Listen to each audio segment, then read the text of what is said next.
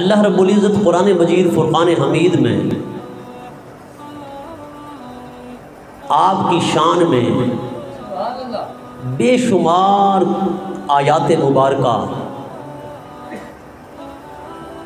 اتار کر آپ کی عظمت کے حوالے سے اس بات کو واضح کر دیتا ہے کہ حضور سید دو عالم صلی اللہ علیہ وسلم کے غلام اور آپ کے عظیم صحابی حضرت سیدنا فاروق اعظم رضی اللہ تعالی عنہ جیسی شخصیت آپ کو کائنات میں کہیں نہیں ملے گی۔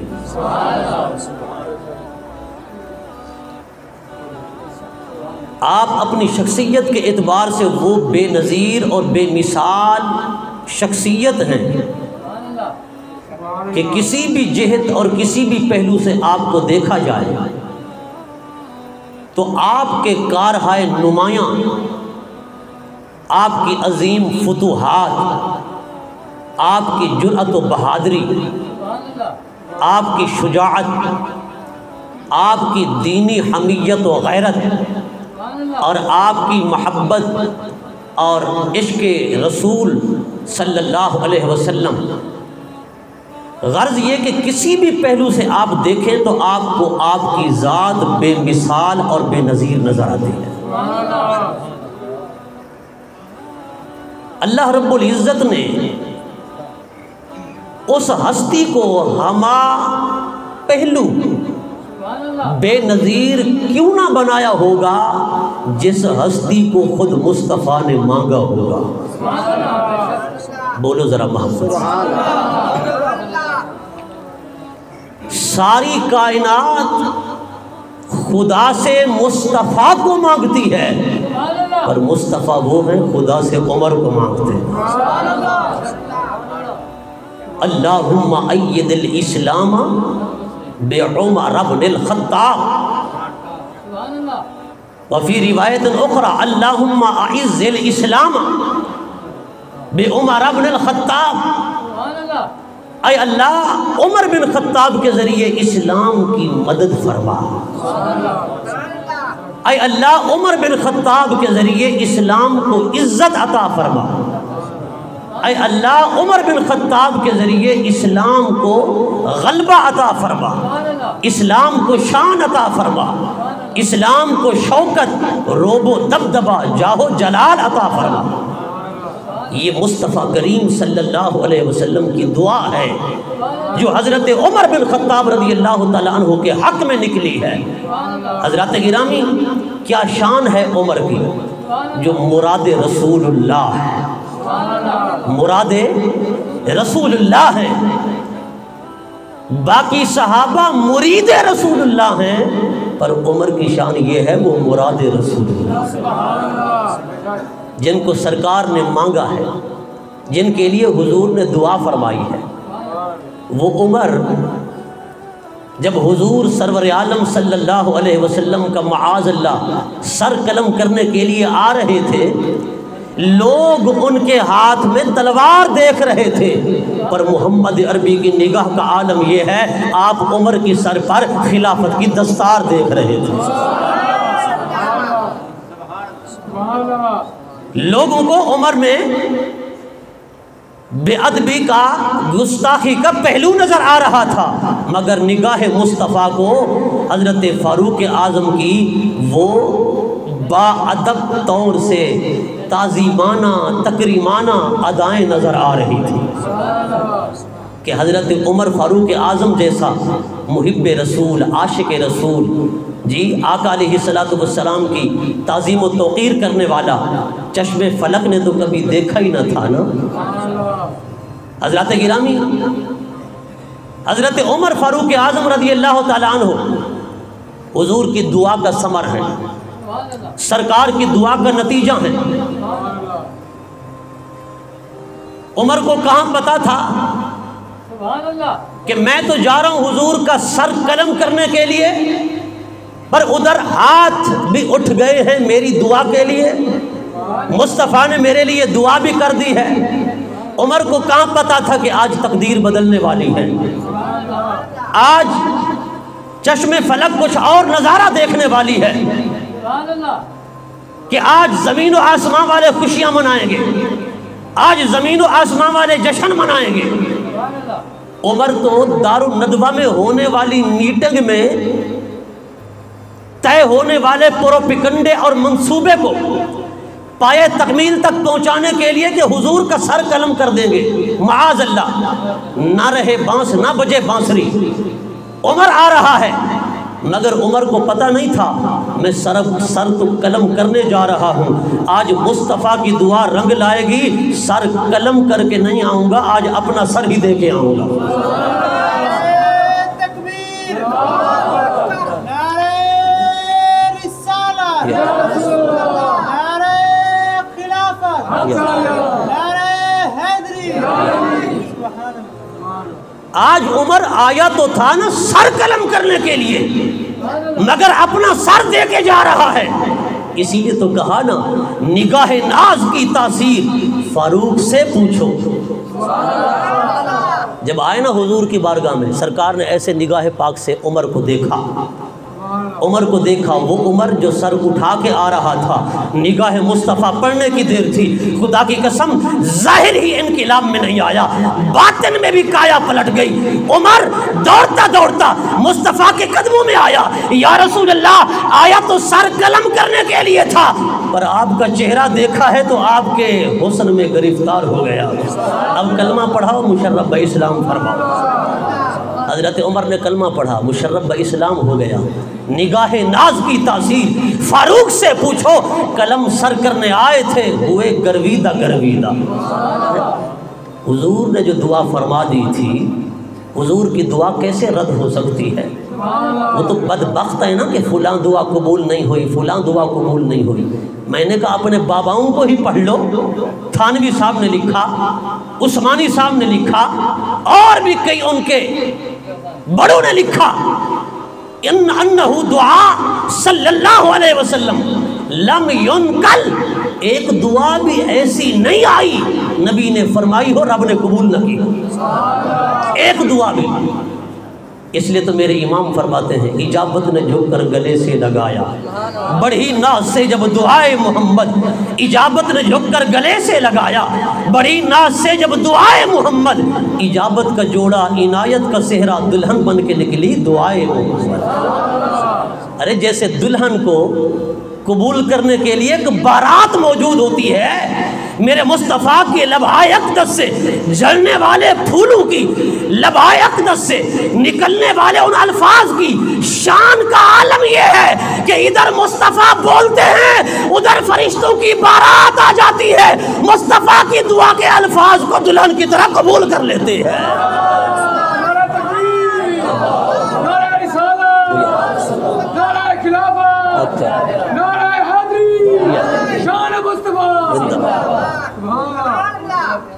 بڑھی ناز سے جب دعائے محمد، اجابت نے جھک کر گلے سے لگایا۔ ہم دعا مانگتے ہیں، اجابت کا راستہ دیکھتے ہیں، قبولیت کا راستہ دیکھتے ہیں، قبولیت کا سبب تلاش کرتے ہیں۔ کبھی دربار پہ جا کے دعا مانگتے ہیں، یہ سبب ہے قبولیت کا، کبھی خانہ کعبہ میں جا کر دعا مانگتے ہیں، یہ سبب ہے قبولیت کا، مقدس مقامات پر جا کر دعا کی قبولیت کے سبب تلاش کرتے ہیں۔ ارے میرے امام کا عقیدہ تو دیکھو، اجابت نے جھک کر گلے سے لگایا، ہماری دعائیں قبولیت کا راستہ دیکھتی ہیں، مصطفیٰ کی دعا کی شان یہ ہے کہ خود قبولیت راستہ تلاش کرتی ہے کہ کس راہ سے مصطفیٰ کی دعا آ رہی ہے، کس راستے سے حضور کی دعا آ رہی ہے۔ حضرات گرامی، حضور کی دعا کو عام نہ سمجھیے گا، میرے آقا نے جو دعا فرمائی، پھر علماء فرماتے ہیں حضور نے دو نام لیے، اللہم اید الاسلام بعمر بن الخطاب، ایک اور نام لیا او عمر بن ہشام، یہ عمر بن ہشام نام ہے ابو جہل کا، لیکن روایات کے مطابق امام قاضی ایاز مالکی رحمۃ اللہ تعالی علیہ نے لکھا، سرکار نے ان دو میں سے ایک کو مانگا، لیکن نگاہ انتخاب میں صرف حضرت عمر ہی تھے، اور وہ یہاں ایک فنی بات کرتے ہوئے فرماتے ہیں کہ یہاں ہے او اضرابیہ ہوتا ہے، گویا کہ میرے نبی صلی اللہ علیہ وسلم نے عمر بن ہشام یعنی ابو جہل سے چہرہ انور پھیر لیا تھا اور اپنا چہرہ انور عمر کی طرف کر لیا تھا۔ حضور نے ادھر سے رخ انور موڑ لیا تھا۔ سرکار کی چاہت ابو جہل کے لیے تھی ہی نہیں، سرکار کی چاہت حضرت عمر ہی تھی، حضور کی مراد حضرت عمر ہی تھی۔ حضرت عمر فاروق اعظم رضی اللہ تعالیٰ عنہ حضور کی دعا سے مشرف اسلام ہو گئے۔ آج کوئی اگر بدبخت کہے کہ حضرت عمر اسلام میں کھرا نہیں تھا، کھوٹا تھا، معاذ اللہ، جی کہتے ہیں نا بدبخت، عمر اسلام میں کھرا نہیں تھا، کھوٹا تھا۔ میں نے کہا بدبختو، تم نے کلمہ بھی پڑھا مگر عمر کی ذات کے بارے تمہارا عقیدہ درست نہ ہوا۔ جنہوں نے کلمہ نہیں پڑھا کم از کم شان عمر ان سے ہی پوچھ لو، ان سے ہی سن لو۔ انگریز محرک کہتا ہے اسلام کے ساتھ عمر کی وفاداری کا عالم یہ تھا، عمر کی وفاداری کا، کھرے ہونے کا اور مخلص ہونے کا عالم یہ تھا کہ اسلام کو ایک عمر ملا کہ آدھی دنیا میں اسلام پھیل گیا۔ اگر اسلام کو دوسرا عمر مل جاتا تو روئے زمین پر اسلام ہی اسلام ہوتا، روئے زمین پر اسلام ہی اسلام ہوتا۔ یہ آدھا اسلام پھیلا ہے ایک عمر کی وجہ سے، فرمایا اسلام کو ایک عمر ملا۔ میں نے کہا انگریز حضرت عمر کے بارے یہ سوچ رکھے اور بدبخت کلمہ پڑھنے والا حضرت عمر کو بک بک کرے۔ حضرت عمر فاروق اعظم جب اسلام لائے، مسلمان ہوئے، جبرائیل علیہ السلام اترے، حضور کی بارگاہ میں حاضر ہوئے، یا رسول اللہ قد استبشر اہل السماء، آپ کا غلام فاروق اعظم اسلام لایا ہے تو آسمان والے خوشیاں منا رہے ہیں، آسمان والے خوشیاں منا رہے ہیں، جشن منا رہے ہیں۔ آج آسمانوں میں جشن ہے کہ عمر مسلمان ہو گیا ہے، عمر مسلمان ہو گیا ہے۔ حضرت عمر مسلمان ہونے کے بعد چونکہ حضور دار ارقم میں تھے نا، عرض کرنے لگے یا رسول اللہ کیا ہم حق پر نہیں ہیں؟ چونکہ حضرت عمر جب اسلام لائے اس وقت 39 لوگ مسلمان ہو چکے تھے، آپ کا نمبر 40واں ہے۔ حضرت عمر فاروق اعظم رضی اللہ تعالیٰ عنہ کا نمبر کیا ہے؟ 40واں، آپ کا نمبر 40واں ہے۔ آپ حضور کی خدمت میں عرض کرتے ہیں یا رسول اللہ کیا ہم حق پر نہیں ہیں؟ ہم حق پر نہیں ہیں؟ حضور نے فرمایا عمر ہم حق پر ہیں، ہم حق پر ہیں۔ پھر عرض کیا یا رسول اللہ اگر ہم حق پر ہیں تو پھر چھپ کر عبادت کیوں کر رہے ہیں؟ پھر چھپ کر عبادت کیوں کر رہے ہیں؟ یہ لات و منات کی پوجا کرنے والے، یہ بتوں کی پوجا پاٹ کرنے والے، یہ سر عام ان کی پوجا کر رہے ہیں، اور ہم ایک خدا کی اور سچے خدا کی عبادت کرنے والے چھپ کر عبادت کریں۔ یا رسول اللہ ایسا نہیں ہو سکتا، جب تک عمر نہیں آیا تھا عبادت چھپ کر ہوتی تھی، اب عمر آیا ہے اب عبادت چھپ کر نہیں ہوگی۔ یا رسول اللہ چلیے اب سین کعبہ میں عبادت ہوگی۔ حسبک اللہ و انا، میں بھی آپ کو کافی ہوں، آپ کا خدا بھی کافی ہے۔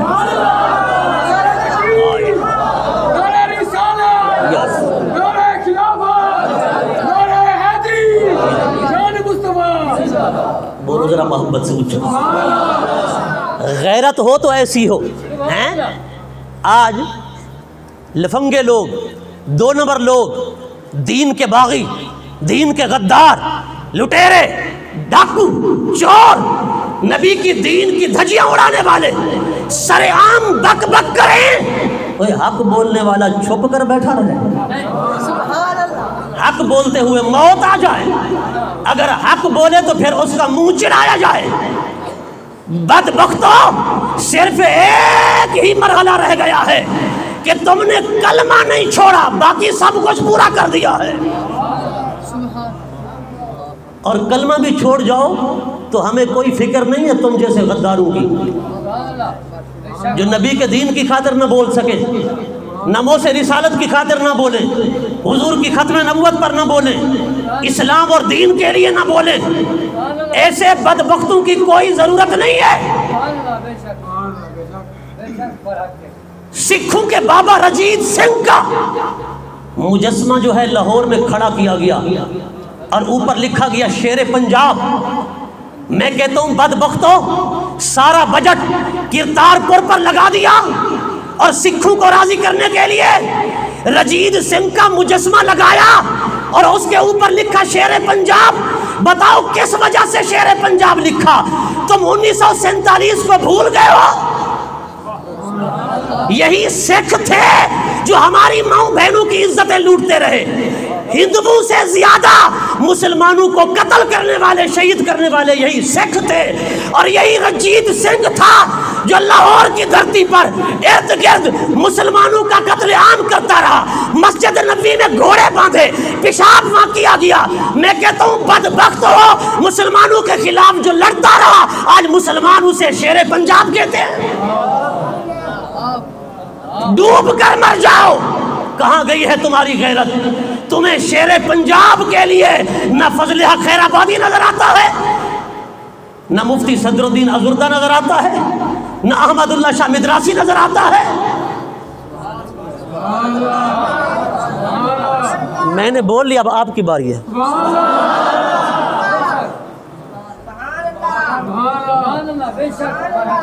کہتے ہیں شیر پنجاب کیسے ہو سکتا ہے؟ بدبخت جس نے مسلمانوں کو قتل عام کیا ہو، آج انہیں راضی کرنے کے لیے شیر پنجاب کے لقب دیے جا رہے ہیں، ان کے مجسمے جو ہے لگائے جا رہے ہیں۔ حضرات گرامی، حضرت فاروق اعظم کی غیرت کا عالم دیکھیے۔ آپ نے کہا یا رسول اللہ، ایک سچے خدا کی پوجا کرنے والے چھپ کر پوجا کریں، یہ بتوں کی لات منات کی پوجا کرنے والے سر عام ان کی پوجا کریں، یہ دندناتے پھریں، اور ہم سچے ہو کر چھپ کر بیٹھیں۔ اے آقا، آج عمر آیا ہے، آج پہلی نماز اور وہ بھی زور کی نماز کہیں اور نہیں پڑھیں گے، صحن کعبہ میں پڑھیں گے، اور کعبہ کی چھت پر بلال اذان دے گا۔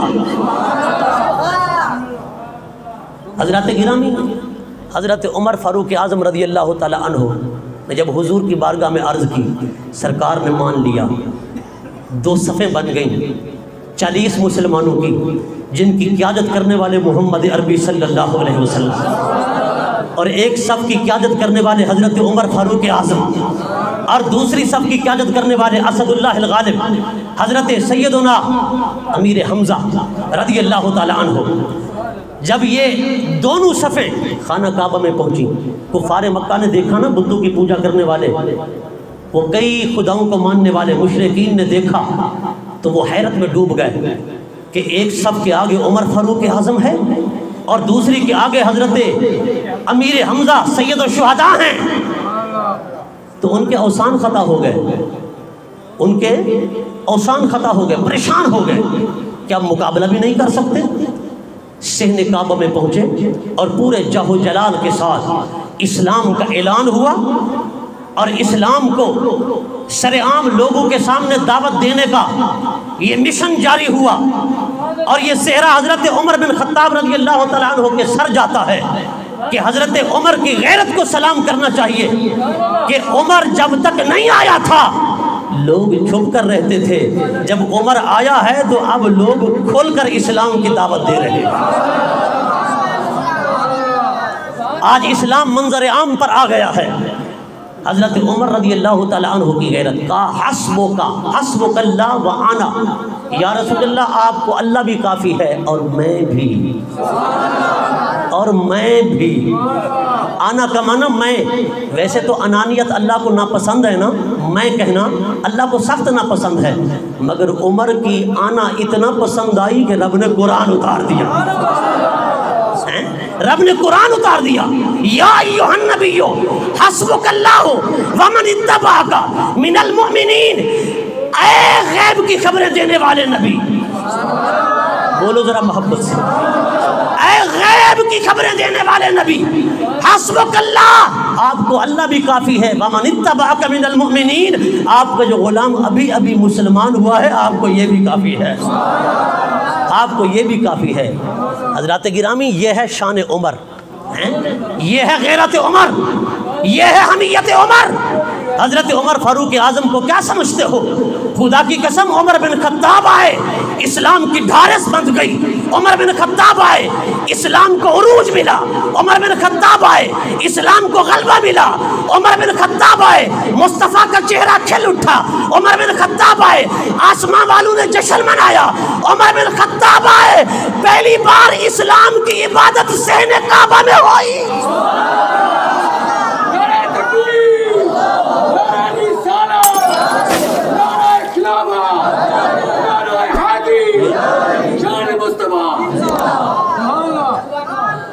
پہلی بار اسلام کی عبادت صحن کعبہ میں ہوئی۔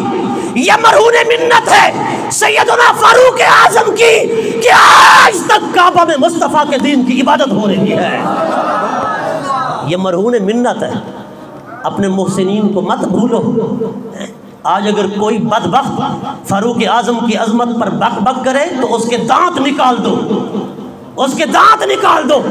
یہ وہ عمر ہے جس کی صفت خود خدا نے بیان کی، اشداء علی الکفار، فرمایا اگر اسلام کی حقیقی غیرت دیکھنی ہو مصطفیٰ کے غلام عمر فاروق اعظم کو دیکھ لو۔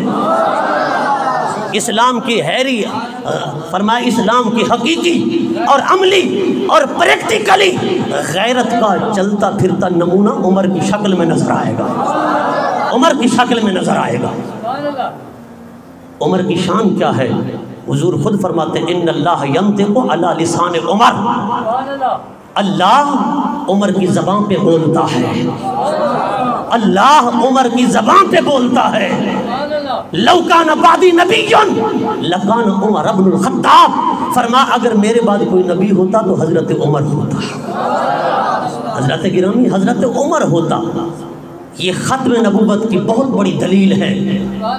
آج اگر کوئی مرزائی، کوئی قادیانی اگر اس غلام مرزے کو معاذ اللہ نبی تصور کرے تو کس منہ سے کرتا ہے؟ قرآن بھی یہی پڑھے، کلمہ بھی یہی پڑھے، حضور کو نبی بھی مانے اور اپنی عبادت گاہ کا نام مسجد رکھے، نماز بھی یہی پڑھے اور حدیثیں بھی یہی پڑھے، پھر مرزے کو نبی کہے۔ میں کہتا ہوں وہ بدبخت کس منہ سے مرزے کو نبی کہتا ہے کہ حضور کا تربیت یافتہ حضرت عمر بن خطاب اگر نبوت کے منصب پہ فیض نہیں ہو سکا تو یہ لیٹرین میں مرنے والا بھی نبی نہیں بن سکتا۔ بولو ذرا محبت سے۔ یہ حوث کا پجاری، عورتوں کے پیچھے بھاگنے والا، یہ نجاست کا پلندہ مرزا غلام قادیانی بھی نبی نہیں بن سکتا۔ حضور نے تو بات ہی ختم کر دی نا، لو کان بعدی نبی لکان عمر، میرے بعد کوئی نبی ہوتا تو حضرت عمر ہوتا، مگر میرے بعد کوئی نبی نہیں۔ حضور نے فرضی جملہ ارشاد فرمایا، فرضی جملہ، بالفرض والمحال، اگر میرے بعد نبی آتا تو عمر نبی بن کر آتا۔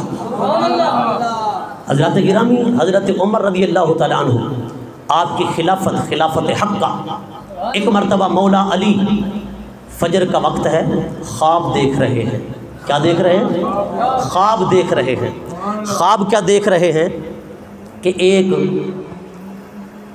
مسجد نبوی میں اذان ہو رہی ہے، حضور مصلی امامت پر جلوہ گر ہیں، ایک شخص حضور کی بارگاہ میں کھجوروں کا ٹوکرا لے کر آیا، حضور نے نماز پڑھائی، نماز کے بعد سرکار نے وہ کھجوریں اپنے ہاتھ سے تقسیم فرمانا شروع کی، سب میں جتنے بھی نمازی موجود تھے۔ حضور نے ایک کھجور حضرت علی کو عطا فرمائی، ایک کھجور۔ حضرت علی کہتے ہیں میں اس کی مٹھاس اپنے گلے میں محسوس کر رہا تھا، یہ خواب ہے۔ جب میں خواب سے بیدار ہوا، حضرت مولا علی فرماتے ہیں میں نے کیا سنا کہ مسجد نبوی سے اذان ہو رہی ہے۔ اب بیداری میں سن رہا ہوں، مسجد نبوی میں اذان ہو رہی ہے۔ میں اٹھا، میں نے وضو کیا، مسجد نبوی پہنچا، میں نے دیکھا حضرت عمر بن خطاب مصلی امامت پر جلوہ گر ہے۔ یہ دور فاروق اعظم کا واقعہ ہے۔ آپ مسلح امامت پر ہیں، آپ نے نماز پڑھائی، علی کہتے ہیں میں نے آپ کے پیچھے نماز پڑھی۔ جس کو علی بھی امام بنا لے، جس کو علی بھی امام بنا لے، ہائے ہائے۔ حضرت عمر تیری عظمت پہ قربان، کوئی بھنگی چرسی تجھے امام نہ مانے کوئی ضروری نہیں ہے، مگر علی تو تجھے امام مانتا ہے، علی تو تجھے امام مانتا ہے۔ علی نے پیچھے نماز پڑھی، عمر نے نماز سے فراغت کی، مقتدیوں کی طرف رخ کیا۔ حضرت علی کہتے ہیں کھجوروں کا ٹوکرا آیا، حضرت عمر نے اپنے ہاتھ سے بانٹنا شروع کیا، فرماتے ہیں سب کو دیتے رہے، ایک کھجور مجھے بھی دی۔ حضرت علی کہتے ہیں جب ایک کھجور مجھے دی نا، حضرت عمر نے ایک کھجور مجھے عطا فرمائی۔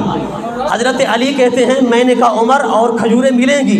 حضرت عمر نے کہا اے علی اگر مصطفیٰ نے اور کھجوریں دی ہوتی تو میں بھی ٹوکرا حاضر کر دیتا، مگر مصطفیٰ نے ایک دی تو تجھے ایک ملے گی۔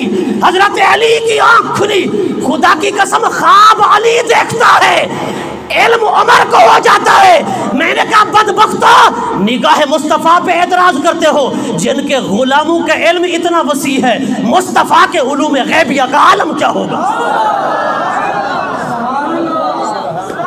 جس کے غلاموں کے علم کا یہ عالم ہے، خواب علی دیکھے، علم عمر کو ہو جائے۔ اور جہاں یہ صحابہ کے علم کی وسعت کی دلیل ہے کہ غلاموں کا اتنا علم ہے، یہ شان ہے خدمتگاروں کی، سردار کا عالم کیا ہوگا؟ وہاں خلافت عمر کی حقانیت کی دلیل بھی ہے، خلافت عمر کی حقانیت کی دلیل بھی ہے۔ حضرات گرامی، حضرت عمر فاروق اعظم رضی اللہ تعالیٰ عنہ جب اس دنیا سے جام شہادت نوش فرما رہے تھے نا، میں آپ کو بڑی مزے والی بات بتا رہا ہوں جو آن دی ریکارڈ ہے، آن دی ریکارڈ۔ آج بدبخت کہتے ہیں خلفائے ثلاثہ کی خلافت غاصبہ تھی، ابو بکر عمر اور عثمان کی خلافت، یہ غصب کی گئی، یہ چھینی گئی۔ میں نے کہا بدبختو، تم نے اسلام کو سمجھا ہی نہیں، نہ ان خلفائے ثلاثہ کی سیرت پڑھی ہے۔ حضرت عمر نے بوقت شہادت وصیت کی، یہ 6 بندے ہیں، ان میں سے جس کو چاہو خلیفہ منتخب کر لو، میں دنیا سے رخصت ہو رہا ہوں۔ فرمایا میرا بیٹا جو عبداللہ بن عمر ہے شورا میں شامل کر لو، لیکن میں لکھ کر دے رہا ہوں اسے خلیفہ نہ بنانا۔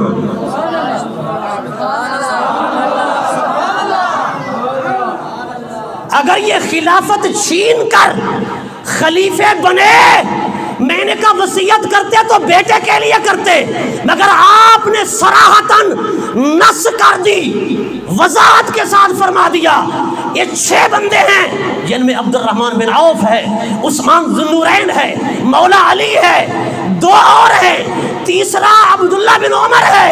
فرما 5 میں جس کو چاہو میرے بعد امیر المومنین بنا لو، میرے بیٹے کو مشورے میں شامل کر لینا، اسے خلیفہ نہ بنانا۔ ابھی بھی الزام لگاتے ہو کہ خلافت چھینی گئی، خلافت چھینی گئی، وہ کس سے چھینی گئی؟ 4 خلفائے بالوصل ہے مصطفیٰ کریم کے، ابو بکر صدیق خلیفہ بلا فصل، عمر فاروق خلیفہ بلا فصل، عثمان خلیفہ بلا فصل، مولا علی خلیفہ بلا فصل۔ حضرت عمر انگریز بھی دشمن بھی مانتے ہیں، ایک عمر ملا تو اتنا اسلام پھیل گیا، اگر دوسرا عمر آتا تو پوری دنیا میں اسلام ہی اسلام ہوتا۔ اور حضور نے فرمایا جس دن عمر دنیا سے جائے گا، فرمایا بقا اہل السماء و اہل الارض، فرمایا میرے غلاموں جس دن عمر رخصت ہوا، اس پر صرف تم نہیں رو گے، اس پر آسمان والے روئیں گے، زمین والے روئیں گے۔ فرما عمر کی موت پر آسمان والے روئیں گے، زمین والے روئیں گے۔ وہ عمر جس کی شان یہ ہے کہ 22 لاکھ مربع میل کا بادشاہ، اللہ اکبر۔ آپ جب مقام ددجان جو قدید کے قریب ہے وہاں سے گزرتے نا تو روتے، آنسو بہاتے۔ آپ سے پوچھا جاتا عمر قدید کے مقام کو دیکھ کر کیوں روتے ہو؟ آپ کہتے یہ قدید کا مقام وہ ہے، ایک دور تھا کہ عمر اونٹ چراتا تھا، چلا چلا کے جب تھک جاتا اور بیٹھنے لگتا تو باپ جوتا اتارتا عمر کے سر میں مارنا شروع کر دیتا، کہتا عمر فلاں اونٹ بھوکا ہے، فلاں اونٹ بھوکا ہے۔ آج فرمایا کہ آج مقام قدید کو دیکھتا ہوں تو عمر کی آنکھوں سے آنسو کی لڑی اس لیے لگ جاتی ہے کہ آج فرمایا آسمان کے نیچے زمین کے اوپر خدا کے بعد عمر سے بڑا کوئی حاکم نہیں ہے، عمر سے بڑا کوئی حاکم نہیں ہے۔ فرمایا مصطفیٰ کے غلامی مصطفیٰ کا صدقہ ہے، حضور کے قدموں کا صدقہ ہے۔ ان کے جو ہم غلام تھے خلق کے پیشوا رہے، ان کے جو ہم غلام تھے خلق کے پیشوا رہے، ان سے پھرے جہاں پھرا آئی کمی وقار میں۔ خدا کی قسم عمر اسلام کی غیرت کا نام ہے، عمر مصطفیٰ کی شریعت کی حمیت کا نام ہے۔ عمر جیسی غیرت پیدا کرنی چاہیے۔ حضرت عمر فاروق اعظم رضی اللہ تعالیٰ عنہ کو کسی نے کہا کہ عمر فلاں عیسائی جو ہے نا بہت بڑا اچھا کلرک ہے، اچھا کلرک، اسے کلرک لگا لو۔ آپ نے فرمایا رسول اللہ کے دین کا جو دشمن ہے اسے کلرک لگاؤ۔ فرما اسے میں کلرک نہیں لگا سکتا جو رسول اللہ کے دین کا دشمن ہے۔ حضرت عمر کی غیرت دیکھیے، غیرت۔ حضرات گرامی، اللہ پاک کی بارگاہ میں دعا ہے ہمیں بھی غیرت عمر نصیب فرمائے۔ وما علیہ الا البلاغ۔